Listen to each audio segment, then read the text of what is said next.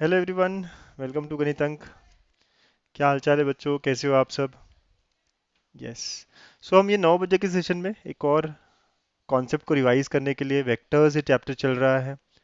ठीक है, so will be revising concepts on vectors. अच्छा, हमने कल भी वेक्टर्स के कॉन्सेप्ट को रिवीजन स्टार्ट करी थी और वो 10 मिनट में हमने क्या पढ़ा था?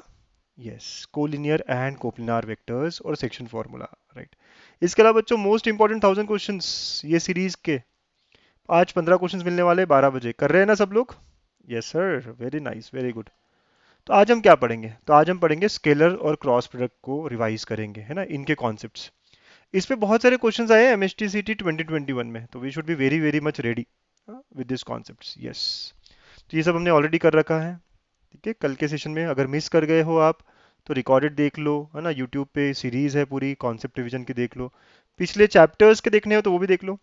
हमारा फंडा बहुत सिंपल है, 10 मिनट फॉर्मूलाज रिवाइज करने हैं रोज या अल्टरनेट डे, जब भी मैं डाल रहा हूँ। ठीक है, तो यहाँ तक हमने कल किया था। आज है स्केलर प्रोडक्ट और क्रॉस प्रोडक्ट। स्केलर प्रोडक्ट क्या होता है सर? आपने पढ़ा हुआ है ना, ए डॉट बी को हम स्केलर प्रोडक्ट कहते हैं क्योंकि इसका आंसर स्केलर वैल्यू होता है। और basically it is nothing but magnitude of A magnitude of b cos of theta. Simple सी बात ऐसी है कि एक है वेक्टर ए, एक है वेक्टर बी।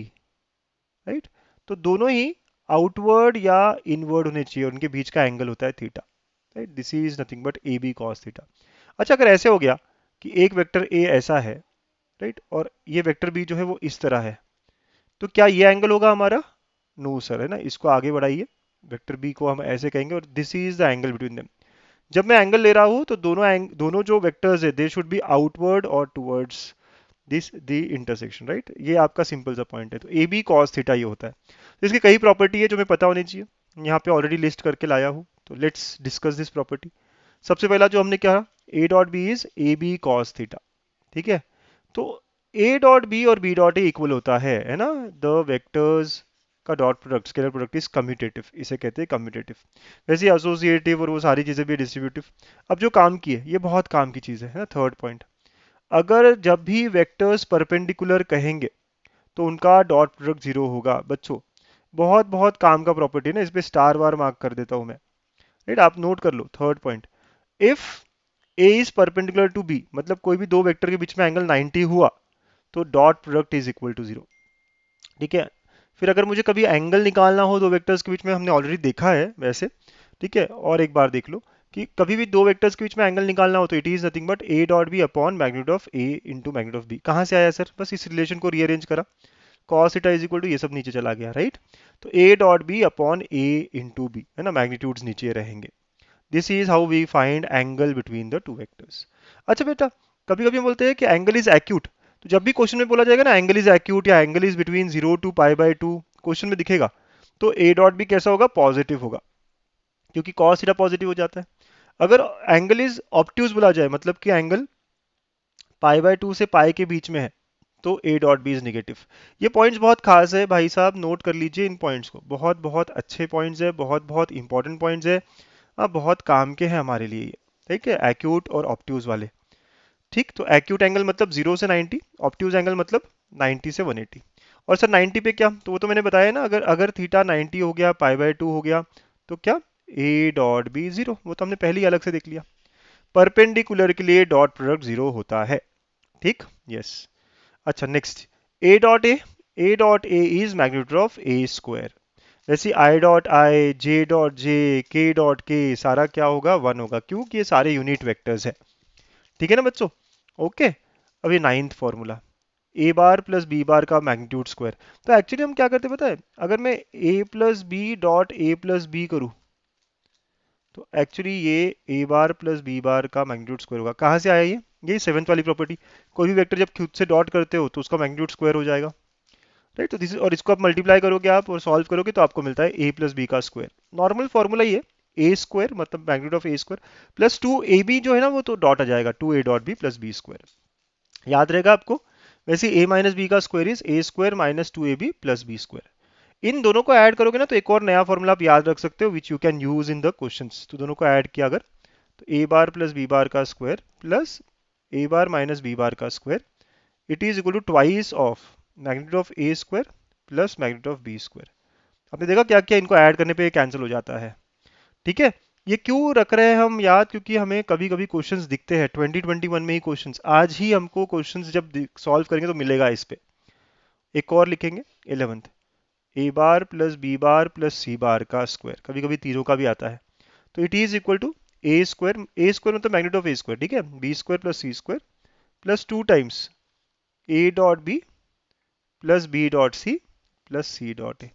ये फॉर्मूला भी आप नोट करके रख लीजिए क्योंकि हमको क्वेश्चंस आने वाले हैं। तो इतनी सारी चीजें स्केलर प्रोडक्ट के बारे में हमें पता है, राइट। एक और 12th ना, डॉट प्रोडक्ट। अगर मुझे कंपोनेंट दिए हो कि ए वेक्टर दिया है लेटर से a one i plus b one j plus c one k, है ना, बी वेक्टर दिया है मुझे a two i plus b two j plus c two k, तो बेटा ए डॉट बी क्या होता है, तो जब भी मैं डॉट प्रोडक्ट लूंगा तो आई वाला आई के साथ मल्टीप्लाई होगा, मतलब ए वन और ए टू मल्टीप्लाई होंगे ना, ए वन ए टू। पता है ना आपको ये बात? Yes sir. तो b one b two physics में भी पढ़ा है सर हमने, ये बहुत 11th में स्टार्टिंग में पढ़ा है, फिर भी रिवाइज हो जाता है यहाँ पे।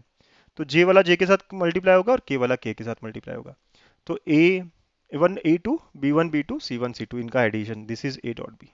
सो we are very clear about all the properties. ठीक है। कुछ बच्चे कहेंगे सर प्रोजेक्शंस के बारे में भी बता दीजिए, राइट। तो आप लिख सकते हैं प्रोजेक्शन के बारे में, लेकिन क्वेश्चंस मैंने देखे नहीं है ज़्यादा, राइट। तो कभी अगर आपको बोला जाए, सिर्फ ये वर्ड भी अगर आप पूछा जाए तो ये फॉर्मूला आप रख सकते हैं याद, projection of vector A along B vector, तो इसका मतलब होता है ए डॉट बी कैप, तो A dot B upon magnitude of B. ठीक है ना, ऐसा आप ध्यान रख सकते हैं। अगर ए का अलोंग बी बोला जाए तो, है ना, ए डॉट बी कैप, ठीक है, नोट कर लेंगे।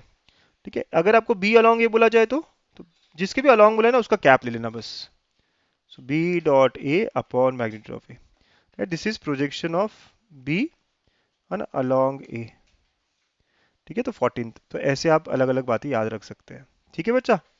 तो ये सारे हमारे पूरा डिटेल्ड लिस्ट हो गया हमारा ये ना, प्रोजेक्शन वगैरह वगैरह सारा। ठीक। चलो नेक्स्ट। तो स्केलर प्रोडक्ट कंप्लीट। अब अगली बात वेक्टर प्रोडक्ट, जो जो खास है सारी बात करते हैं। सो वेक्टर प्रोडक्ट, सबसे पहले तो ए क्रॉस बी, तो ये ऐसा वेक्टर है, इज अ न्यू वेक्टर। कैसा है? Perpendicular to both. ये ऐसा वेक्टर है जो दोनों को परपेंडिकुलर होता है, perpendicular to both A and B. तो कभी अगर हमें क्वेश्चन पूछा जाए कि find a vector which is perpendicular to two vectors, तो वो दोनों का क्रॉस प्रोडक्ट होगा, right. So any vector perpendicular to both, perpendicular to both vector A and vector B is along A cross B, है ना, ये बहुत काम आएगा बच्चों हमारे। अच्छा, तो ए क्रॉस बी कैसे सर? अगर दिखाना चाहो तो ये वेक्टर ए है, ये वेक्टर बी है, दोनों से परपेंडिकुलर, राइट। तो लेटर से वेक्टर ए वेक्टर बी ना आपके स्क्रीन पे है, तो वेक्टर ए क्रॉस बी या तो स्क्रीन के बाहर आएगा या स्क्रीन के अंदर, राइट, ऐसा। सो इसको डायरेक्शन ऐसे दिखा सकते हैं हम, this is a new vector which is A cross B, दोनों से परपेंडिकुलर। ठीक है, थीटा इनके बीच का एंगल।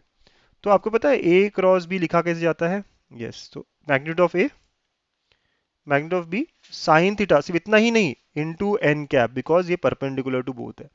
और अगर मैग्नीट्यूड लिखना हो आपको तो ए क्रॉस बी का मैग्नीट्यूड जो है, इसमें अब वो एन कैप लिखने की जरूरत नहीं, क्योंकि उसका मैग्नीट्यूड 1 हो गया। समझ गए? अच्छा, अगर हमें कंपोनेंट्स दिए होते, राइट, तो ये कुछ कुछ नंबर पॉइंट्स लिख लो, पहला पॉइंट, सेकेंड पॉइंट, ये थर्ड पॉइंट, है ना, आप लिख रहे हो तो नोट कर लीजिए। अगर ए को कंपोनेंट दिए हमें a one i plus p one j plus c one k, a two b two c two, तो ए क्रॉस बी को अगर हम सॉल्व करके लाना चाहे तो कैसे निकालते पता है? डिटर्मिनेंट वाला अप्रोच होता है। यस, पहले आई जे के, फिर a one b one c one जो पहले के कंपोनेंट्स है, फिर a two b two c two, और इनको सॉल्व करेंगे और सॉल्व करके हमें ए क्रॉस बी नया वेक्टर मिलेगा। कंपोनेंट्स के फॉर्म में ऐसा होता है बच्चों। ठीक। देखिए सारी बातें बताई मैंने आपको, है ना, ये सारा तो वेक्टर प्रोडक्ट के बारे में ये सारी चीजें इंपॉर्टेंट है मेरे पास। ठीक है। ओके। अच्छा, एक और बात है ना, फिफ्थ पॉइंट, चार बात हो गई, fifth point, if A cross B is zero, जैसे डॉट प्रोडक्ट जीरो के लिए देखा था हमने क्या हुआ, परपेंडिकुलर, तो ए क्रॉस बी जीरो का मतलब क्या होता है? Vector a is collinear with vector b, मतलब a and b are vector collinear, है ना, तो it is collinear with vector b, right. ये भी बहुत अच्छा, बहुत ही खास पॉइंट है, बहुत ज्यादा यूज होगा हमें सॉल्व करते वक्त, कि अगर दो वेक्टर्स कोलिनियर है तो उनका क्रॉस प्रोडक्ट जीरो होता है ना। ये हमारा बहुत अच्छा कॉन्सेप्ट है। राइट, डॉट प्रोडक्ट जीरो मतलब परपेंडिकुलर है वेक्टर्स, क्रॉस प्रोडक्ट जीरो मतलब कोलिनियर है वेक्टर्स। राइट, तो ये भी हमारा बहुत अच्छा पॉइंट। ठीक है, यस। वेक्टर्स और area of triangle, area of parallelogram निकालने के लिए भी काम आते हैं ना, ये एप्लीकेशन है। तो कोई भी ट्राइंगल अगर मैंने लिया, राइट, तो लेट अस से ए बी सी हमारा ट्राइंगल है। सो लेट अस से ये हमारा है ना, कुछ भी वेक्टर ले लीजिए, ये ए वेक्टर है, ये बी वेक्टर है। तो एरिया ऑफ ट्राइंगल अगर साइड्स पता हो तो it is half of a cross b. Right, और I can say half of, कोई भी दो साइड्स ले लीजिए आप, तो ए बी और b a b cross b c, है ना, कोई भी दो ले सकते हैं आप, है ना, बी ए भी ले सकते हैं, ए बी भी ले सकते हैं, इट्स ओके ना, नेगेटिव पॉजिटिव में फर्क नहीं पड़ेगा। तो कोई भी दो साइड्स एडजेसेंट साइड्स लेने हैं। Right, I can also write it as half of a b cross a c भी लिख सकता हूँ मैं। कोई भी दो एडजेसेंट साइड ले सकते हैं आप, ठीक है। तो एरिया ऑफ ट्राइंगल ऐसे होता है, this is area of triangle. ठीक है ना बच्चा, तो ये ए और बी क्या है, एडजेसेंट साइड्स है। वैसे ही कभी पैरेललोग्राम की बात हो रही हो, पैरेललोग्राम अगर मैं ड्रॉ कर लूँ, पैरेललोग्राम अगर मैंने ड्रॉ कर लिया, कोई भी कैसा ही फिगर हो, ठीक है, स्क्वायर दिख रहा है, ये दिख रहा है, वो ठीक है। तो अगर मैंने ए बी सी डी कहा और एडजेसेंट साइड्स जो है वो ए बार और बी बार है, adjacent sides. So area of parallelogram, area of parallelogram is A cross b. इन पे क्वेश्चंस मिलने वाले हैं बहुत सारे, है ना, 2021 में मिले हैं हमको। राइट, अगर डायगोनल्स दिए होते, अगर हमको डायगोनल्स दिए होते ना, D1 और D2 डायगोनल्स दिए होते, मतलब कि AC और BD के फॉर्म में, तो same area of parallelogram can be written as, अगर डायगोनल्स के टर्म्स में दिए हो तो it is equal to half of ना D1 क्रॉस D2। ठीक है, डायगोनल के बीच में हाफ आता है, और I can say half of AC cross BD। वैसे कोई भी क्वाड्रेटिकल के लिए ट्रू होगा ना, कोई भी क्वाड्रेटिकल के लिए ये बात सेम ट्रू हो सकती है। ठीक है बच्चों, तो area of triangle, area of parallelogram, area of parallelogram के भी दो फॉर्मूले, है ना, एडजेसेंट साइड्स या डायगोनल। राइट, यहाँ पे ये एडजेसेंट साइड्स को लेके है और ये डायगोनल्स के बारे में। ठीक, एंड दो इंपॉर्टेंट नोट्स, इन पे क्वेश्चंस मिलेंगे, मिले हैं हमेशा। इस पहले नोट का नाम है लैग्रैंजेस आइडेंटिटी। ठीक है, इसको याद रखिएगा, आज इस पे क्वेश्चंस करेंगे। क्या है, तो ए क्रॉस बी का स्क्वायर प्लस ए डॉट बी का square is equal to A के मैग्नीट्यूड का स्क्वायर और बी के मैग्नीट्यूड का स्क्वायर।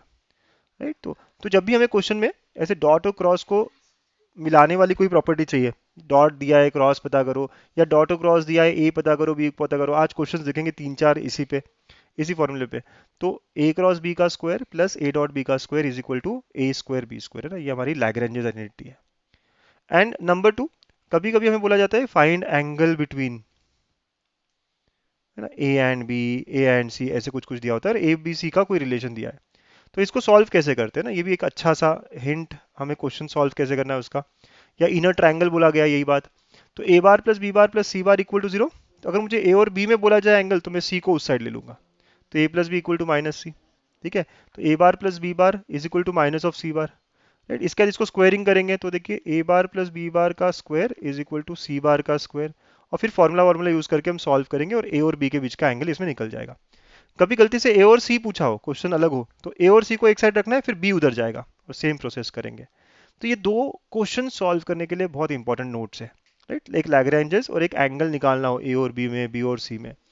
ठीक है, तो ये आज का हमारा सेकेंड डे, जिसमें हमने काफी फॉर्मूले पढ़े, स्केलर प्रोडक्ट, वेक्टर प्रोडक्ट, ठीक है, उनकी प्रॉपर्टीज, उनके नोट्स बना लिए, और ये दो सॉल्व करने के लिए इंपॉर्टेंट नोट्स, इन्हीं पे आज के 15 क्वेश्चंस बेस्ड रहेंगे। ठीक है, तो चलिए आज के लिए इतना ही करते हैं, और 15 क्वेश्चंस के लिए जुड़ जाइए 12 बजे और प्रैक्टिस करते रहिए। ठीक है, thank you everyone, bye bye, take care.